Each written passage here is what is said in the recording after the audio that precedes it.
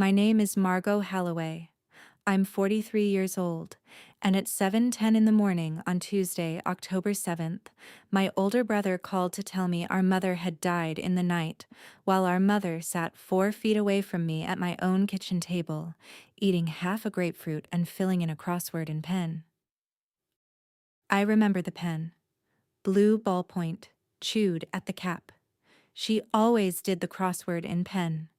She said pencil was for people who expected to be wrong. The phone buzzed against the counter next to the toaster. Preston. I let it ring twice, because I always let his calls ring twice. That's a habit you build over 40 years, and I want to be honest with you about that, because it matters later. I picked up. I said, "Hey." He didn't say hello. He said, "Mom died last night." There's a particular silence that happens in a kitchen at 7 in the morning. The furnace clicking, the refrigerator humming, a spoon touching the side of a bowl.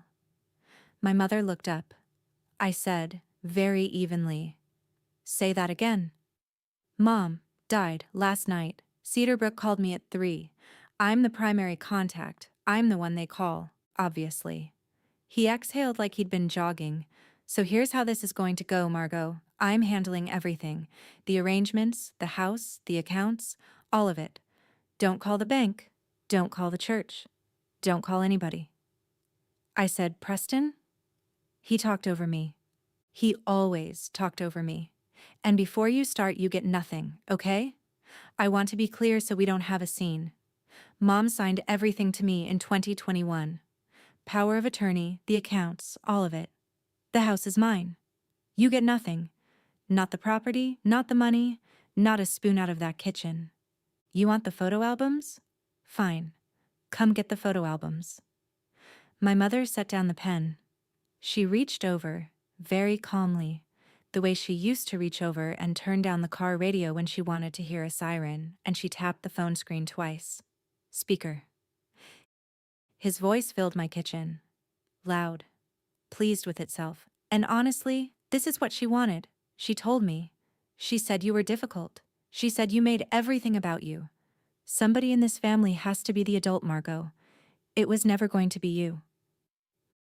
My mother, Vivian Halloway, 76 years old, 6 weeks out from a repaired hip fracture, in a blue quilted robe with a coffee ring on the sleeve, looked at that phone the way you look at a stranger's dog that just got off its leash.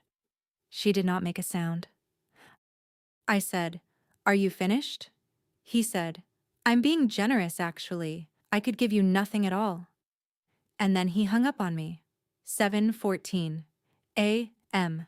4 minutes and 11 seconds. I know, because I checked the call log later and I saved a screenshot of it, and that screenshot has a case number attached to it now. My mother picked her pen back up. She filled in 7 across. Then she said, without looking at me, "Don't call him back." I said, "Mom." She said, "Margot, let him keep going." Here's what my brother did not know at 7:10 that morning. He didn't know that his mother had been living in my house for 4 days. He didn't know that the power of attorney he was so proud of had been dead for 8 months. He didn't know that a certified public accountant in Kestrel Bay had spent the summer tracing 44 months of transactions across 3 accounts. And he did not know that on a Tuesday in February, in a lawyer's office with a camera running, our mother had looked into that camera and said 2 sentences. 2 sentences. 19 words. Those 19 words ended his career. I'm going to tell you what they were. I'm going to tell you what I did with the 6 hours after that phone call, and I'm not going to pretend I behaved perfectly, because I didn't. And I'm going to tell you what happened on November 6th in courtroom 3B of the Merrill County Probate Court, in front of 22 members of my family, when my brother stood up and sprang a trap he had been building for 4 years and it closed on his own hand. Welcome back to Calm Drama Stories, where we take the long way around, tell it slow, and let the receipts do the shouting. If you have ever been the one who showed up, the one who drove the appointments, made the casseroles, slept in the vinyl recliner, and then got told you were difficult, this story is for you. Drop a comment and tell me where you're listening from. And if you want to hear how this ends, subscribe. Because I promise you, it ends well. But let me back up. I'm a nurse. I've been a nurse since 2006.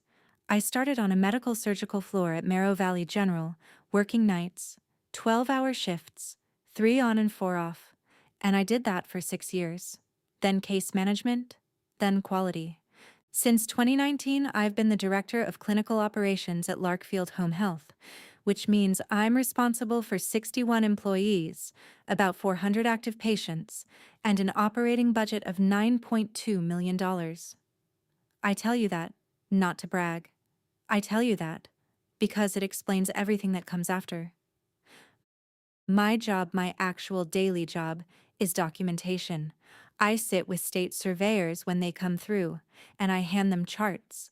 I write corrective action plans. I have been deposed twice. When something goes wrong in home health, nobody cares what you remember. They care what you wrote down, when you wrote it, and whether the timestamps line up. I am very, very good at timestamps. My brother Preston is 4 years older than me. He's a commercial mortgage broker. Was. He spent 11 years at a firm called Sterling Point Capital Partners over in Kestrel Bay, in an office with a glass wall and a view of the marina, and he had business cards printed on cardstock heavy enough to cut bread with. Preston was the one the family talked about. I was the one the family called. Those are 2 different jobs, and only one of them comes with applause. When Aunt Rosalind's water heater went, she called me. When my cousin Trent's kid got croup at 11 at night, they called me. When Mom got a letter from Medicare she didn't understand, she called me. And every Thanksgiving, my Aunt Rosalind would tilt her wine glass toward Preston across the table and say, "Well, we all know who got the brains for business." I laughed at that for about 20 years. I want to be honest with you about something before we go further, because if I skip it, this whole story is a lie.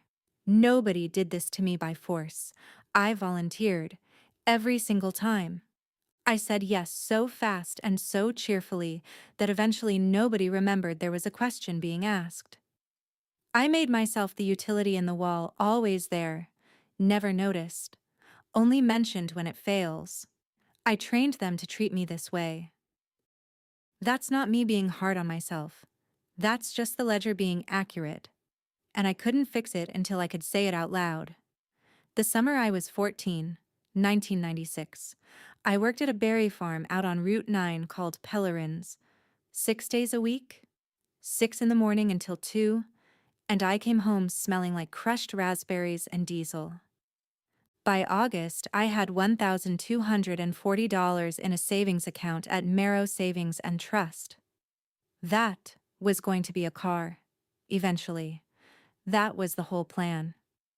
In September, Preston, 18, put my father's Buick into a guardrail on Halloran Bridge Road. Nobody was hurt. The insurance went up. My father, Walter, sat me down at the kitchen table at 41 Wren Hollow Road and explained that family's pool. That's the word he used. Pool. I signed the withdrawal slip myself. Nobody made me. $1,240 gone to fix a problem I had nothing to do with. And Preston, standing in the doorway with his car keys already in his hand, said, "Don't be a baby about it. Somebody in this family has to be the adult." 18 years old, saying it to a 14-year-old who smelled like raspberries. That was the first time I heard that sentence. It was not the last. You'll hear it again in this story, and every time it comes back, it gets a little smaller and a little uglier, until eventually somebody hands it back to him. The one person who saw it was my grandmother, Adelaide Kerr, my mother's mother. Everybody called her Addie. I called her Gran.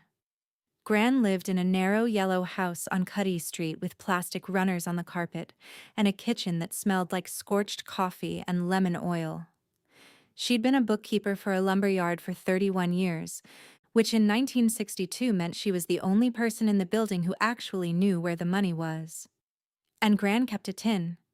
It was one of those Royal Dansk butter cookie tins, blue, with the white lettering and the picture of the little Danish farmhouse on the lid. The hinge squeaked.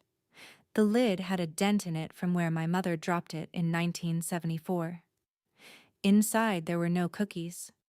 There were receipts, folded in thirds, rubber banded by year, a stub of a yellow pencil, sharpened with a paring knife, and a composition notebook where she wrote down every dollar that came into or went out of that house. The week after the $1,240 disappeared, Gran drove me to the dairy rail and bought me a dipped cone and didn't say a word about it for 20 minutes. Then she said this: "Margaret, people will tell you what happened. They'll be very sure. They'll be louder than you. So write it down. Paper doesn't get tired, and paper doesn't get scared." Then she said the part I've thought about maybe 4,000 times since. You don't have to win the argument if you kept the receipts. Gran died in August of 2005, in her sleep, in the yellow house. My mother got the china. Preston got a set of golf clubs he never used and sold on a classified site for $90. I got the tin. I have it in my house right now. It's sitting on the third shelf of the hutch in my dining room. And it still squeaks. And there is still a yellow pencil stub inside it. Remember the tin? It comes back at the end. My father got his diagnosis in April of 2016. Colon cancer, stage 4 at presentation, liver involvement. I want to be careful here, because I'm not going to use my father's death as a weapon. He was a decent man who was wrong about some important things. He believed families pool. He also believed the person who does the pooling should be quiet about it. He lived 11 months. I took intermittent FMLA from Larkfield and I ran his care. 206 documented appointments. I know the number because I kept the calendar, and I still have it. Oncology in Kestrel Bay on Tuesdays. Infusions. 2 ER runs at 2 in the morning. I learned the parking garage at the cancer center so well. I could find my car in the dark by the sound of the ventilation fans. I set up his hospital bed in the front room at Wren Hollow, under the window, so he could see the crabapple tree. Preston came 3 times. Once in June for 40 minutes, in a golf shirt. Once at Christmas.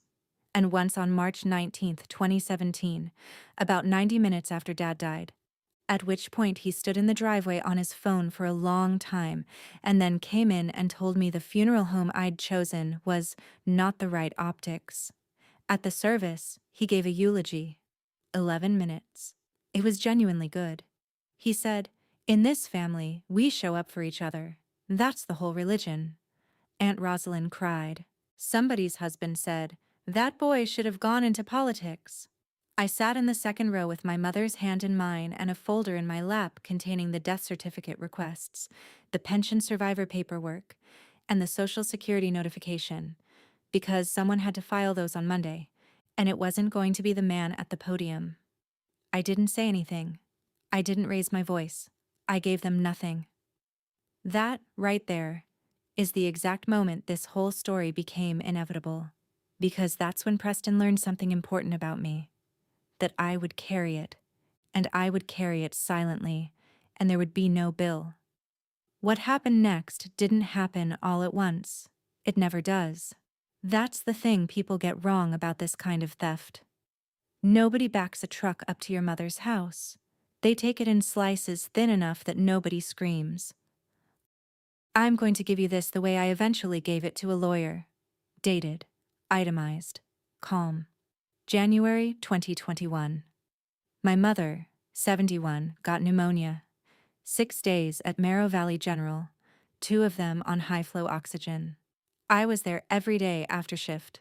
On day 4, a Thursday, I went home at 9 to shower and sleep.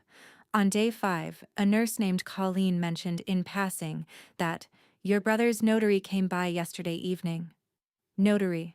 Preston had come in at 7:30 p.m. on a Wednesday with a woman named Bernice Talley and a folder, and he'd told my mother, who was on oxygen, who had been running a fever for 4 days, who told me later she thought it was about the insurance that she needed to sign the hospital forms. It was a durable general power of attorney, naming Preston, full financial authority, effective immediately, not springing. I found out about it 8 months later, by accident, when it came up in a conversation about her car insurance. I asked him about it once, in the parking lot of a Wendy's in September 2021. He said, "It's an administrative convenience, Margot. Somebody in this family has to be the adult." Second time, September 2021. He moved my mother's brokerage account, dad's retirement money, $294,000 from the credit union to a managed account at Sterling Point. He called it consolidation. The advisory fee went from effectively nothing to 1.4% annually. That's roughly $4,000 a year out of a 71-year-old widow's savings, into the revenue column of the firm that paid my brother. June 2022. $40,000 left that account as a loan for a condominium project Preston was doing in Kestrel Bay. No note, no terms, no interest, no signature but his own, under the POA. When I asked, he said the loan documents were with the attorney. I asked which attorney. He changed the subject to my daughter's braces. November 2022. This is the big one, and it's the one that eventually cost him everything, so pay attention. On November 9th, 2022, a home equity line of credit was opened against 41 Wren Hollow Road. My parents paid that house off in 2011. 32 years of mortgage payments, gone, done, clear. $150,000 line secured against it. The signature page was notarized by Bernice Talley. Her notary journal recorded that Vivienne Halloway appeared in person at the Sterling Point office in Kestrel Bay at 10:15 in the morning and presented a valid driver's license. Hold that. 10:15 a.m. November 9th, 2022. We're coming back to it. August 2023. My mother's property taxes went delinquent. $3,180. I found out because a notice came to the house while I was there dropping off groceries, and she was standing in the kitchen holding it like it was a snake. I paid it, out of my checking account, on a Saturday morning, on my phone, standing in her driveway. I didn't tell Preston. I didn't tell anybody.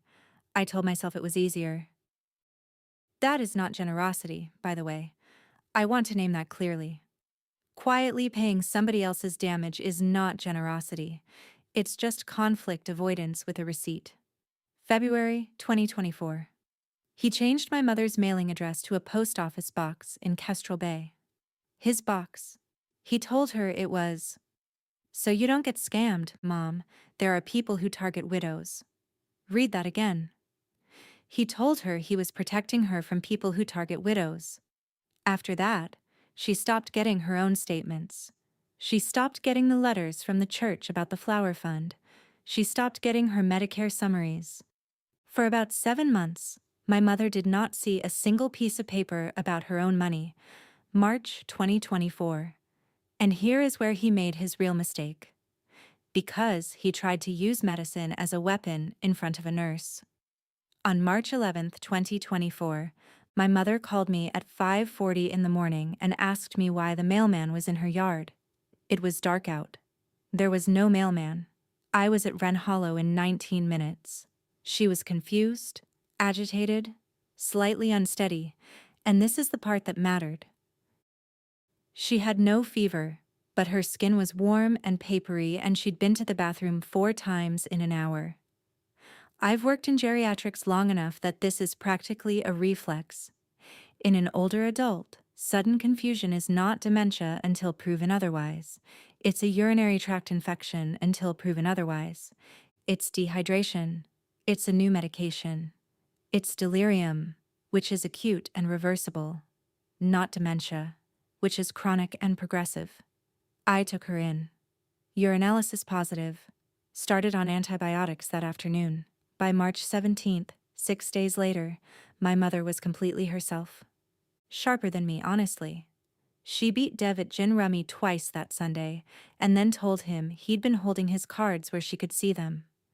But between March 11th and March 17th, Preston had been busy. He'd come by on the 12th, sat with her for an hour while she was still foggy, and recorded part of it on his phone. He'd called Aunt Rosalind and Cousin Trent and told them, "Mom's slipping, it's happening fast." He'd made an appointment for a tour of a memory care community called Bellhaven Manor, and he had gone to a doctor not her doctor, a doctor at an urgent care who saw her once for the UTY follow-up and had no history on her and asked for a letter about concerns regarding cognitive decline. At Easter, at my mother's own table, with a ham on it, he said to the room, "We need to start talking about Bellhaven. It's $12,000 a month, which is a lot, but we'd sell Wren Hollow and that covers it. Somebody in this family has to be the adult about this." Third time. And my mother, 75 years old, fully oriented, holding a serving spoon, said, "I'm right here, Preston." He said, "I know, Mom. That's the hard part." That's when I stopped being sad about my brother and started being careful about him. I didn't argue with him at that table. I passed the rolls. I complimented Nadine on the centerpiece. I stayed for coffee and I helped with the dishes and I drove home. I didn't raise my voice. I gave them nothing. And that night, at 11:40 p.m. at my dining room table, I took the blue tin down off the hutch, took out the pencil stub, and started a notebook. I know some of you are yelling at your screen right now. Just sue him. Just call the police. Just tell your mother what he's doing. We could have. I want to be fair to that, because it's a reasonable thing to yell. Here's why we didn't at first. In April of 2024, I had nothing. I had a bad feeling, one Easter dinner, and a property tax bill I'd paid myself. I did not have a single bank statement because he'd moved her mail. I did not have the POA document because he'd never given me a copy. If I had gone to a lawyer in April 2024 and said, "My brother is stealing from my mother," the lawyer would have said, "Show me." And if I had accused him and been wrong or been right but unprovable, do you know what happens? He becomes careful. He papers the file. He backdates a loan agreement. He gets my mother to sign a new document while I'm at work. And the family closes ranks around the man with the good eulogy. So we did it in the other order. Quietly, slowly, and, I'll admit, coldly. Step 1, April 2024. I asked my mother a direct question, and I asked it in her kitchen with the radio off. I said, "Mom, do you know how much money is in your accounts?" She looked at the window for a while. Then she said, "No." I said, "Do you want to know?" And she said, and I'll never forget this, because it's the first honest thing anybody in my family had said in about 7 years. "I've been afraid to." Step 2, we got her mail back. She called the post office herself in her own voice and revoked the forwarding order. It took 11 minutes. That was the whole first act of the rebellion. 11 minutes on the phone on a Tuesday morning. For 6 weeks after that, we did nothing but read. Statements came to the house. We sat at her kitchen table with the crabapple tree out the window, and we opened them, and I put them in date order, and I wrote in the notebook. That's when we found the HELOC. $118,400 drawn against a house she owned free and clear, and she had no idea it existed. She didn't cry. She got very quiet, and then she said, "I want to see the signature." Step 3, June 2024. Documentation of capacity. This was mine, professionally, and it was the smartest thing we did. I did not take her to a lawyer first. I took her to medicine first. Because I knew exactly what Preston would eventually argue. She's confused. She's being influenced. Margot got in her ear.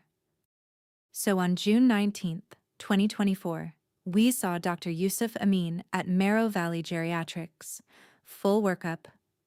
Cognitive screening, she scored a 27 out of 30, which is normal, and she was irritated about the 3 points.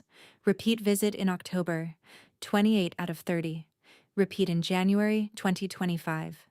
Every visit documented, dated, signed in a real chart at a real practice with a physician who had no stake in my family whatsoever. That is a wall you cannot climb, and I built it 8 months before he needed to climb it. Step 4, July 2024. A lawyer. Ruth Okonkwo of Okonkwo and Bly. Elder law. 22 years in Merrow County. I found her the way you find anybody good. I asked 3 social workers at my agency who they'd send their own mother to, and all 3 said the same name. Ruth was warm as a scalpel. Our first meeting was 90 minutes, and she spent 70 of them asking my mother questions and looking at me exactly 0 times. When I tried to answer for her once, Ruth put up 1 finger without turning her head. I liked her immediately. The retainer was $6,500. By the end, it was $18,400. My mother paid it out of an account Preston didn't know she'd opened. And I want to be honest, for a while, I couldn't sleep about that money. $18,000 is a lot of money to spend on a maybe. It was the best money anyone in my family has ever spent. Step 5. August 2024 through January 2025. The accountant. Lorraine Petit, CPA forensic work. Kestrel Bay, $4,200. She took 4 years of statements, 2021 through 2024, and built a spreadsheet. The number came back on January 22nd, 2025. $186,300. Over 44 months. Advisory fees. The $40,000 loan. HELOC draws. 11 transfers to an LLC called Kestrel Bay Harborview Holdings. 3 payments to a private high school, and a $9,000 wire in March 2023 with the memo line, boat slip, boat slip. My mother read that spreadsheet in Ruth's conference room with her reading glasses on the end of her nose. It took her about 20 minutes. When she finished, she took the glasses off and folded them and said, "He bought a boat slip with my husband's pension." Nobody said anything. Then she said, "All right." Step 6, February 11th, 2025. A Tuesday, snowing lightly. This is the day everything turned. We were at Okonkwo and Bly for 3 hours and 10 minutes. My mother signed, in this order: a revocation of the January 2021 durable power of attorney. Notarized, witnessed, and this is the part Preston never checked, recorded with the Merrow County Register of Deeds on February 13th, and served by certified mail on Merrow Savings and Trust, Sterling Point Capital, and Preston himself, at his post office box in Kestrel Bay. He signed for it. February 18th, 2025. There's a green card with his signature on it. He never opened it. I'm almost certain of that. Because 8 months later, at 7:10 in the morning, he was still bragging about a document that had been legally dead since Valentine's Day. She signed a new durable power of attorney and a healthcare proxy naming me, with Ruth as successor. She signed a complete restatement of the Walter and Vivian N. Halloway Revocable Trust, which my father created in 2009. The restatement removed Preston as successor trustee, named me, and directed that any amounts already taken by any beneficiary be treated as an advance against that beneficiary's share. That last clause is 9 lines long, and it's the most violent thing in this entire story. And she signed a HIPAA authorization limiting disclosure of her medical information to me and to Ruth, which meant that when she went into a hospital or a facility, the face sheet said, "Margot Halloway, daughter, primary." Then Ruth turned on the camera. Capacity video. Standard practice in contested estate work. Ruth asked her the date, the president, her address, the names of her children, the approximate value of her assets, what a trust does, and what she was choosing to do and why. My mother answered all of it. She corrected Ruth on the value of the house. Ruth said 400,000. My mother said 412. And she was right. And at the end, Ruth said, Mrs. Halloway, is there anything else you'd like on the record? My mother looked directly into the lens, not at Ruth, at the camera. And she said, I am not confused. I'm just done pretending I don't see him. 19 words, 2 sentences. That video sat on a server for 8 months and 11 days. Step 7, and this was her idea, not mine. In the elevator going down, I said, so when do we tell him? And my mother said, we don't. I said, Mom. She said, Margot, if I stop him today, he'll just get careful. Let him keep going. He'll write my case for me. 76 years old, 42 minutes out of a hip surgeon's waiting room's worth of pain medication, ruthless as an actuary. I sometimes think about how long my mother had been paying attention while everyone assumed she wasn't. If this is hitting close to home, if you've got a Preston, if you've been the one everybody calls and nobody thanks, comment the word receipts and hit subscribe right now, because we're about to get to the 710 phone call and then to courtroom 3B. And I promise you the last 20 minutes of this story are worth your time. On the evening of September 4th, 2025, my mother caught her slipper on the metal strip between the kitchen and the back hall at 41 Wren Hollow Road and went down on her left side. Femoral neck fracture. Surgery September 5th at Marrow Valley General. Hemiarthroplasty. She did well, no delirium, no clots, no pneumonia. Up with physical therapy on day 1, which at 76 is genuinely excellent. September 9th, she transferred to Cedarbrook Post-Acute for rehab. Room 214, Bed B. Now, the face sheet. Because of the February HIPAA authorization, the contact block read, Primary, Margot Halloway, daughter, R.N. Preston was listed as secondary, which is where he had put himself back in 2021 as primary, and where an admissions coordinator had correctly moved him in accordance with a signed legal document. He didn't notice. He didn't ask. He visited twice. September 11th, 20 minutes. September 19th, about 15. Both times, he stood. I know because Marisol Quintero, the director of nursing at Cedarbrook, went to nursing school with me in 2004, and Marisol notices everything and always has. After September 19th, he did not come back. Not once. 18 days. I was there every day. Not because I'm a saint, because it was on my way home and because my mother is funny, and because we'd started watching a British baking show on my laptop at 6 o'clock on a bad rolling cart. October 3rd, a Friday, at 2:15 in the afternoon, my mother was discharged from Cedarbrook to my house at 12 Perrin Street. Home health follow-up, PT 3 times a week, a walker, a raised toilet seat, and a rented hospital bed in what used to be Dev's music room. Nobody hit her. There was no plot. She was discharged to her daughter's home, which was documented in a discharge summary, faxed to her primary care physician, and billed to Medicare. Preston did not know, because Preston did not ask. Remember that. That single fact he hadn't asked in 18 days is the entire reason the phone rang at 7:10. Here's what actually happened at Cedarbrook. At about 2:50 in the morning on October 7th, a resident died. Expected death. On hospice, 91 years old, family at the bedside.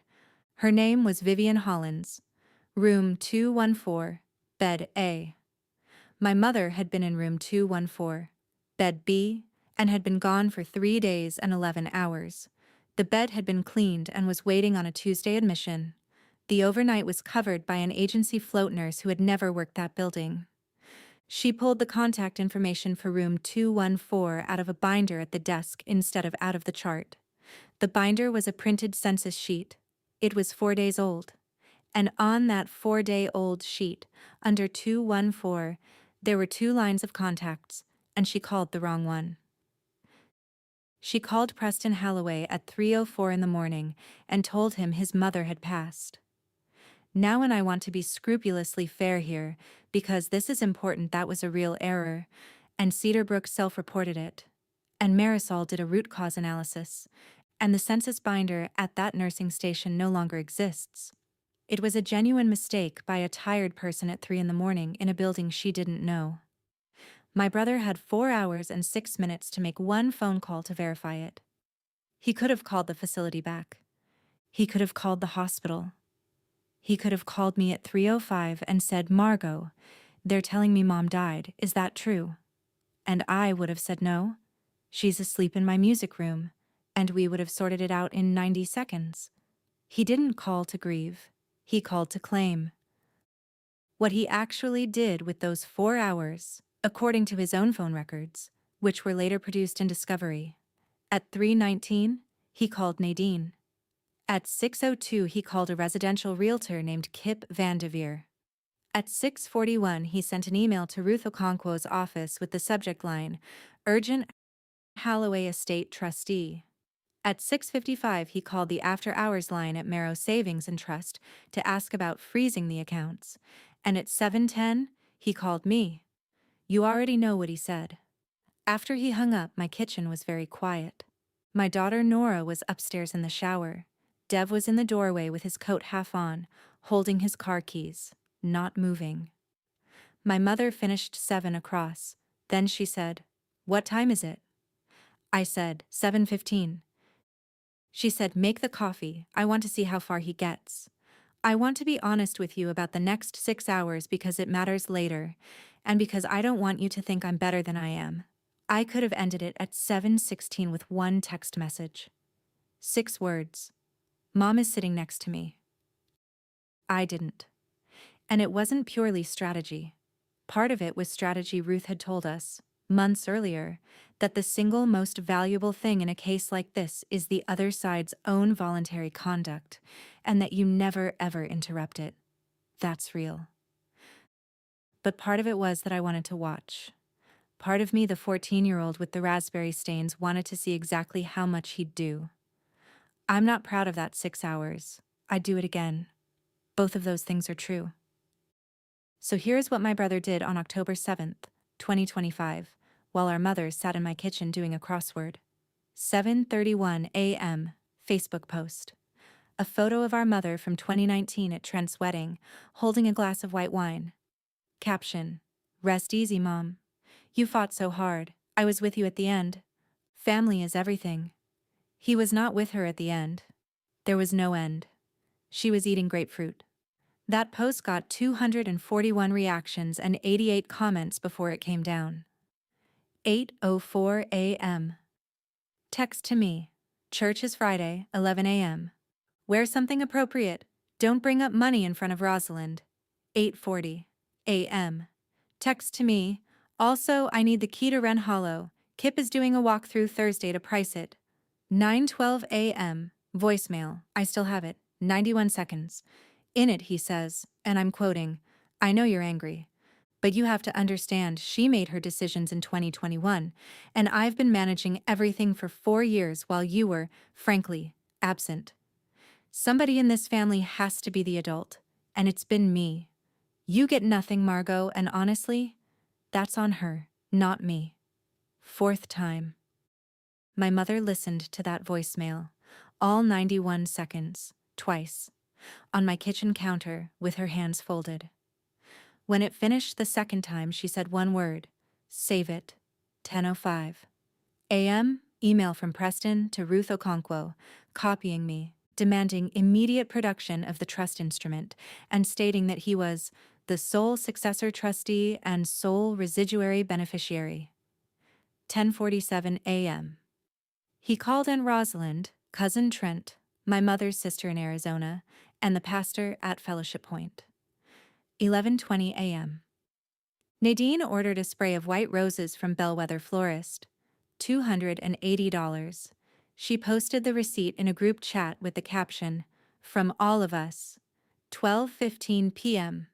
He called Merrow Savings and Trust again, this time the main branch, and attempted to place a hold on my mother's checking account, presenting himself as attorney-in-fact under the 2021 power of attorney.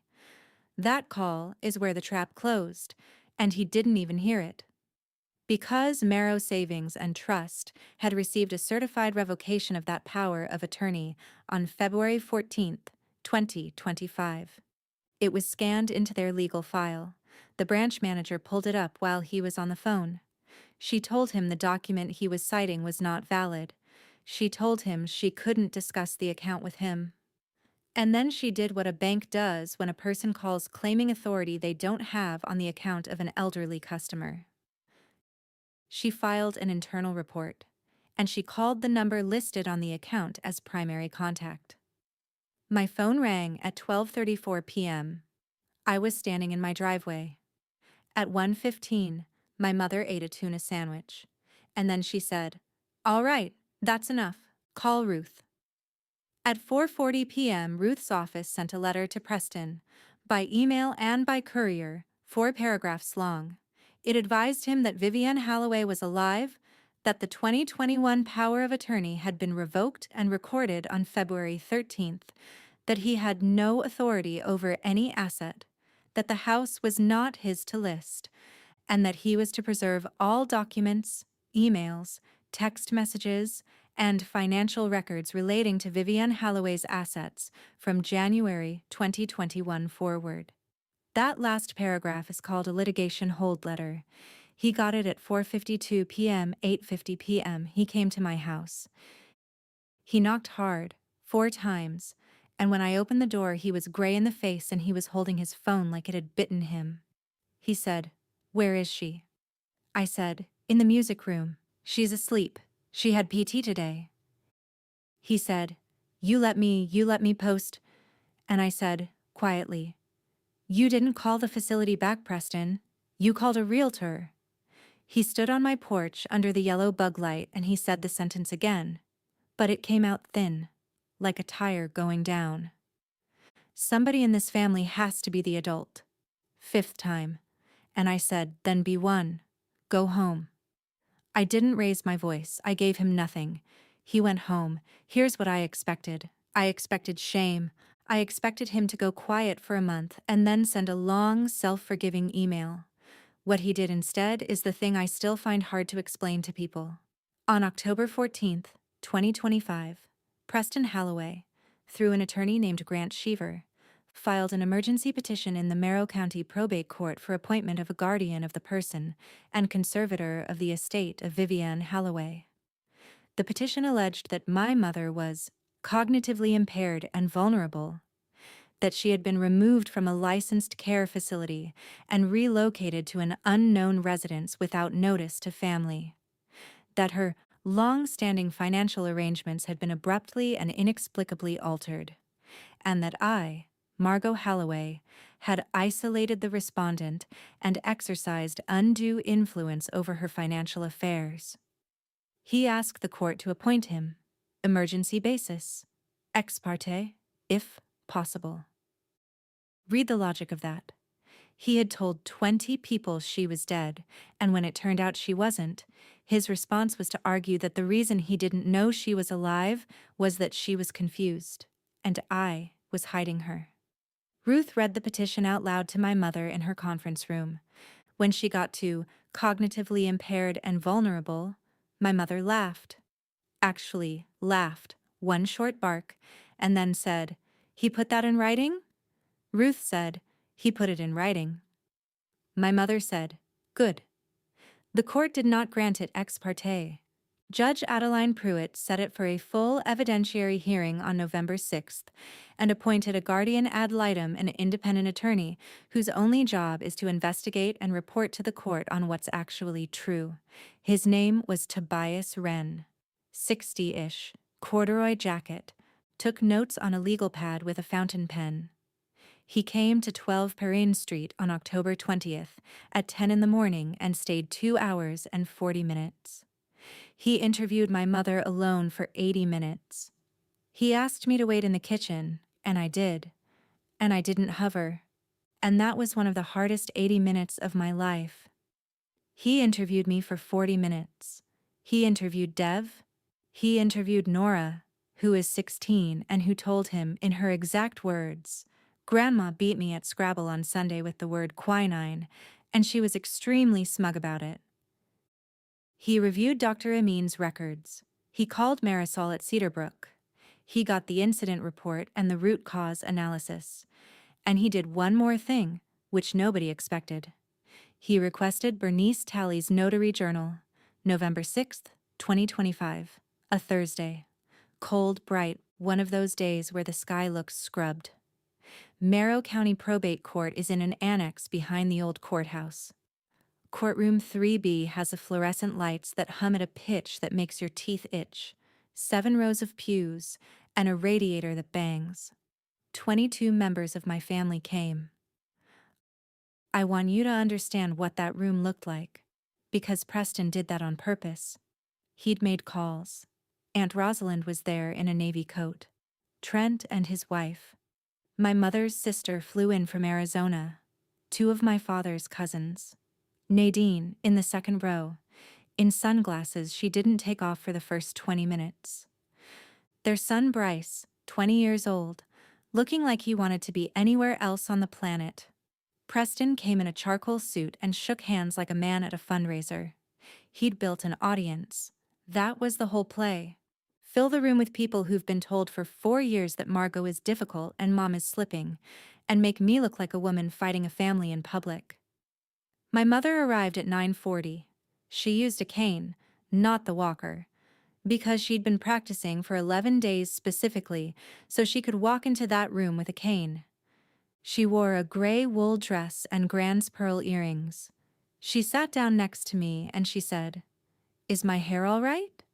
I said, "It's perfect." She said, "Good." Judge Pruitt took the bench at 10:02. Grant Cheever went first. He was good, honestly. Smooth. Concerned. He talked for about 18 minutes. He described a devoted son who had managed his mother's finances since 2021, at her request and with her blessing. He described a sister with no financial training who had, in his words, over the last 12 months, systematically restructured every legal and financial arrangement in this family in her own favor, while the respondent lived under her roof. He said the word isolation 9 times. I counted, because I was writing it down. Old habit. And then he made the mistake. He said, "Your Honor, the most troubling fact of all is that on October 3rd, Ms. Halloway removed her mother from a licensed skilled nursing facility and brought her to a private residence without informing her brother, the man who had been the primary contact of record. On October 7th, he was told his mother had died, and he had no way of knowing otherwise because he had been cut out." He sat down looking satisfied. Judge Pruitt looked at him over her glasses for a moment. Then she said, "Mr. Cheever, I'd note the petition is your client's, so I'd like to hear from him." Preston testified for 31 minutes. He was warm and rueful. He talked about Dad. He talked about carrying the burden alone. He said at minute 19, looking at the pews, "Somebody in this family has to be the adult. I've been that person for 8 years. 6th time. And it landed in that room like a coin dropped in an empty bucket." I watched Aunt Rosalind nod. Then Ruth Okonkwo stood up. Ruth is about 5'2". She had one accordion folder and a laptop. Her cross-examination lasted 55 minutes, and I'm going to give you the 4 minutes that mattered. 1. She asked him to state the date of the power of attorney he'd been operating under. He said January 2021. She asked whether he was aware it had been revoked. He said he was not aware of any valid revocation. Ruth handed the clerk a document, certified copy of the revocation, recorded with the Merrow County Register of Deeds, February 13th, 2025. Then a second document, the certified mail green card, signed P. Halloway, February 18th, 2025. She said, "Is that your signature, sir?" He looked at it for a long time. He said, "It appears to be." 2. She asked when he had last visited his mother before October 7th. He said, "Regularly, weekly when I could." Ruth entered the Cedar Brook visitor log. 2 entries, September 11th, September 19th. She said, 18 days, sir. Would you agree that if you had visited on any day between September 19th and October 7th, you would have learned your mother had been discharged? He said, I suppose. 3. She played the voicemail. 91 seconds into a courtroom with a banging radiator and 22 relatives in it. His own voice, at full volume, saying, You get nothing, Margot, and honestly, that's on her, not me. Nobody moved. Nadine took the sunglasses off. Ruth let the silence run for about 4 seconds after it ended. Then she said, At the time you left that message, sir, where did you believe your mother was? He said, I believed she had passed. Ruth said, And at 6:02 that morning, 3 hours before that voicemail, you called a residential real estate agent about listing her house. Is that correct? He said, I was being practical. 4. November 9th, 2022. Ruth said, Mr. Holloway, on November 9th, 2022, a $150,000 line of credit was secured against your mother's home. The notary journal reflects that Vivienne Holloway appeared in person at your office in Kestrel Bay at 10:15 in the morning and presented a driver's license. Do you recall that? He said, vaguely, yes. Ruth said, You recall her being present? He said, yes. And Ruth said, Your Honor, I'd offer respondents Exhibits 14 through 17. Exhibit 14. The surgical record from Cranmore Eye Surgery Center. Cataract extraction, left eye. Vivienne Holloway. November 9th, 2022. Anesthesia start 8:40 a.m. Anesthesia and 11:12 a.m. Exhibit 15. The nursing discharge note. Patient discharged to the care of daughter Margot Holloway at 12:05 p.m. Patient sedated. Not to sign legal documents for 24 hours. Exhibit 16. The patient identification wristband, which I had kept in the blue tin since November of 2022, for absolutely no strategic reason at all. I kept it because I keep things. Exhibit 17. A photograph, taken on my phone at 12:31 p.m. on November 9th, 2022, in the parking lot of Cranmore Eye Surgery Center. My mother in a wheelchair in dark post-op sunglasses, holding a ginger ale, giving the camera a thumbs up. Time-stamped, geotagged, 11 miles from Kestrel Bay. Ruth said, Mr. Holloway, at 10:15 that morning, your mother was under sedation on an operating table. Who signed that mortgage document? Grant Cheever stood up so fast his chair scraped. Preston didn't answer. He looked at the table. And then I watched this happen. He looked over at the pews, at Aunt Rosalind, at Trent, at his own son. He was looking for the room, and the room wasn't there anymore. Then Ruth said, Your Honor, the respondent would like to testify. My mother walked to the stand with the cane. She refused the bailiff's arm. She sat down and adjusted the microphone herself, and she said, Is this on? It's very close to my face. Judge Pruitt said, You're fine, Mrs. Holloway. Ruth asked her 9 questions.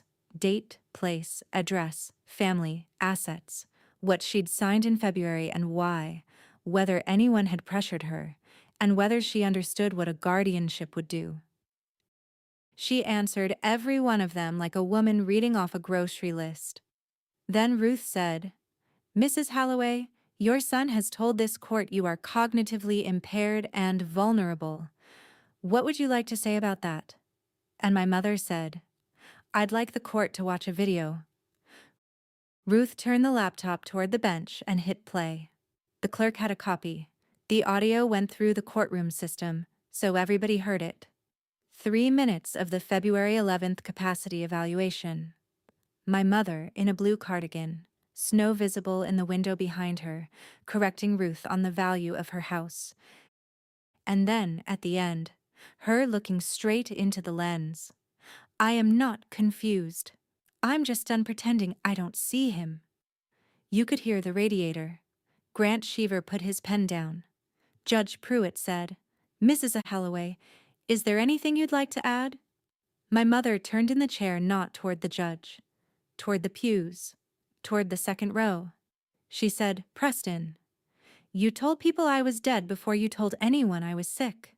You did that at 7 in the morning, before you had eaten breakfast." She paused. "You keep saying somebody in this family has to be the adult." She let that sit. "You were right. It just was never going to be you." Then she said, "I'd like to go home now. I have physical therapy at 2. Judge Pruitt ruled from the bench at 12:41 p.m. Petition denied. She found by clear and convincing evidence that Vivienne Halloway possessed full decisional capacity, that no guardianship or conservatorship of any kind was warranted, and this is the language I've read maybe 50 times, that the petition appears to have been filed not out of concern for the respondent's welfare, but in an attempt to recapture financial authority the respondent lawfully withdrew. She ordered Preston personally responsible for my mother's attorney's fees and costs, $31,700. She referred the notary journal to the Secretary of State's office, and she referred the November 9th, 2022 loan file to the Merrill County Prosecutor's Economic Crimes Unit. Then she said, "We're adjourned," and the radiator banged twice, and that was the end of it. I didn't cry in that courtroom. I didn't hug anybody. I picked up my mother's coat and I held it open for her, and she put her arms in it, and we walked out past 22 people, and I gave them nothing. Aunt Rosalind reached for my arm in the hallway. I kept walking.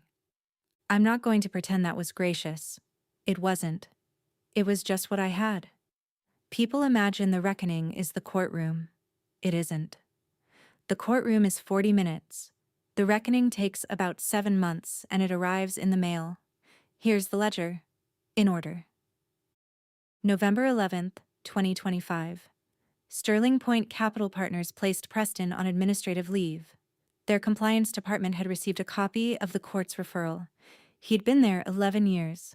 November 20th. Bernice Talley, the notary, was interviewed by an investigator from the Secretary of State's office. She had a lawyer. According to the report, she said she had notarized documents as a favor at Mr. Halloway's request on several occasions, and that on some of those occasions the signer was not physically present. Her commission was revoked on December 4th. She paid a fine.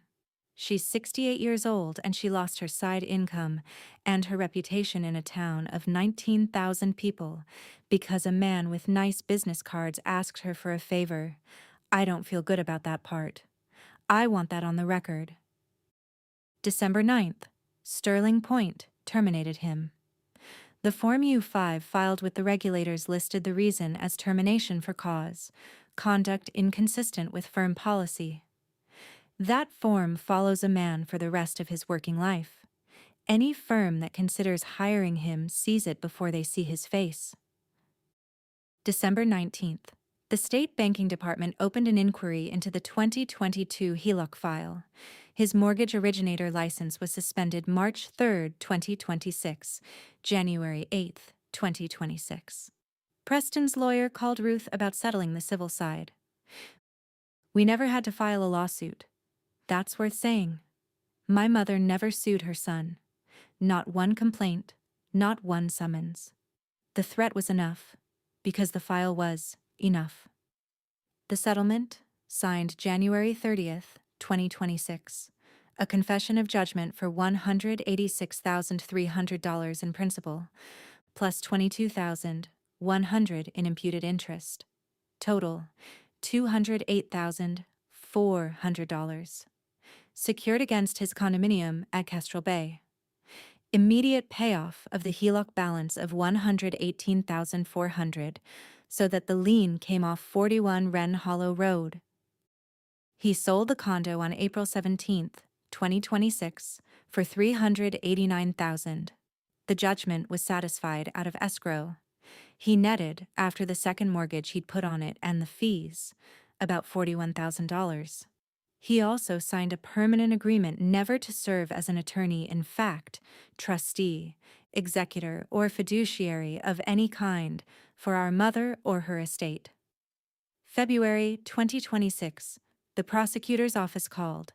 They were prepared to charge felony exploitation of a vulnerable adult and forgery. 2 counts. They wanted to know if my mother would testify. My mother wrote them a letter. 1 page. She said she wanted the money returned, and she wanted him kept away from other people's money for the rest of his life, and she did not want her son in a prison cell, and she asked that they consider that. I disagreed with her. I want to be honest about that too. We argued about it in my kitchen for an hour and I lost, and I'm still not sure she was wrong. He pleaded, on April 28, 2026, to 1 misdemeanor count, 2 years of probation, 200 hours of community service, restitution already satisfied, and a court order barring him from any fiduciary role, permanently. He served his community service hours at a food bank in Kestrel Bay on Saturdays, sorting cans. And the family. This is the part nobody puts in these stories, so I will. Aunt Rosalind sent a card in December. 3 sentences. I believed him. I'm ashamed. I'd like to hear from you when you're ready. I didn't answer it for 6 weeks. That's the truth. I put it in the tin and I looked at it every few days and I wasn't ready. In February, I called her and we talked for 2 hours, and she cried and I didn't. And now she comes for lunch on the 2nd Sunday of the month. Trent has never said anything about it. Not one word. He just started showing up to things again, and he mows my mother's lawn now, and I've decided that's how he apologizes. Nadine and Preston separated in March. I'm not going to make that a punchline. She sent my mother a note that said, I didn't know about the house. I should have asked. My mother wrote back and invited her to Easter. Nadine came. It was awkward for about 40 minutes, and then it wasn't. Bryce, their son, the 20-year-old who sat in the 2nd row and watched that voicemail play texts my mother every Sunday. Every single Sunday. She saves them. And Preston? He came to the door at 12 Perrin Street on May 2nd, 2026. No suit. He'd lost weight. He stood on the porch under the same yellow bug light, and he asked if he could see her. I asked her. She said yes. They sat in the front room for 50 minutes, and I sat in the kitchen with the door open, and I heard maybe 9 words of it. When he came out, his face was wet, and he stopped in front of me and he said, I don't know how to say this so it means anything. I said, then don't say it yet. Just come back in a month. He said, okay. He comes on the first Sunday now. He doesn't handle anything. He doesn't touch a piece of paper. He carries groceries in from the car and he fixes things and he leaves. That's the whole relationship, and it might be all it ever is. And honestly, it's more than I expected. My mother went home to 41 Wren Hollow Road on April 11th, 2026. We converted the back study into a bedroom, widened the doorway, put in a walk-in shower with a bench, grab bars, a ramp off the side door. $14,600. I paid it out of my own account in December, and the trust reimbursed me in May, with a memo line and a receipt. Because that's how we do things now. The crabapple tree out that window bloomed the week she got back. She sat in Dad's chair and looked at it for a long time. On June 8th, 2026, my daughter Nora turned 17. We had cake in my mother's kitchen. Buttercream from Hazel's on 3rd, the same bakery that did my parents' 40th. My mother made the coffee herself, standing up, using the cane like a prop instead of a crutch. And before Nora opened anything else, I got the blue tin down off the hutch and put it on the table in front of her. Royal Dansk, dented lid, squeaky hinge, Adelaide Kerr's tin, from the yellow house on Cudahy Street. Nora opened it. Inside, the yellow pencil stub, sharpened with a paring knife in 1998 and never used since. A rubber band that has probably lost the will to be a rubber band. Aunt Rosalind's card. My mother's hospital wristband from November 9th, 2022. And a certified copy of a 2-page order from Judge Adeline Pruitt, folded in thirds, the way Gran folded everything. Nora said, What is it? And my mother, before I could answer, said, It's the family's actual history, not the one we tell at Thanksgiving, the real one. Then she said, Your great-grandmother had a rule about it. Nora looked at me. I said, Write it down. Paper doesn't get tired and paper doesn't get scared.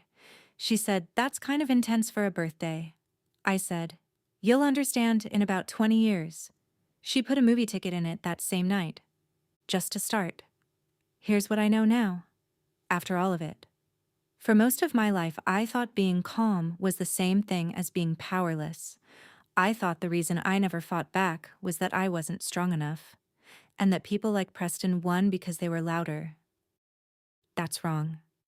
Loud isn't strong. Loud is just fast. My brother lost that courtroom in about 90 seconds, and every one of those 90 seconds was built out of something boring. A photograph in a parking lot. A wristband in a cookie tin. A green certified mail card he signed and never read. A doctor's note from 8 months before he needed one to be wrong. A visitor log at a nursing home with 2 entries on it. None of that required me to raise my voice. All of it required me to pay attention when nobody thought I was.